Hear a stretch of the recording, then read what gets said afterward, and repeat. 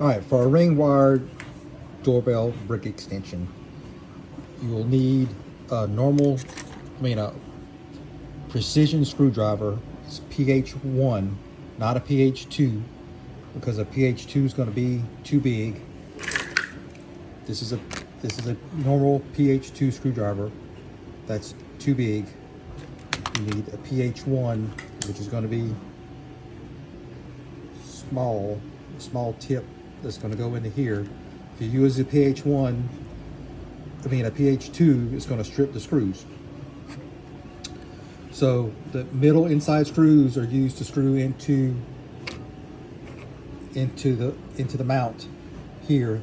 The outside screws are used to attach the doorbell to the mount. Now, ring doorbells, they usually have a cover on the outside. They usually be covered. You can remove the cover.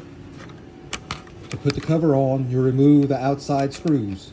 So you remove the outside screws.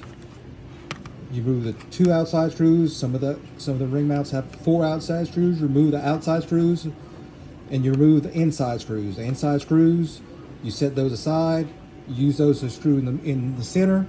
You use the outside screws to screw the doorbell or the bracket to the doorbell bracket.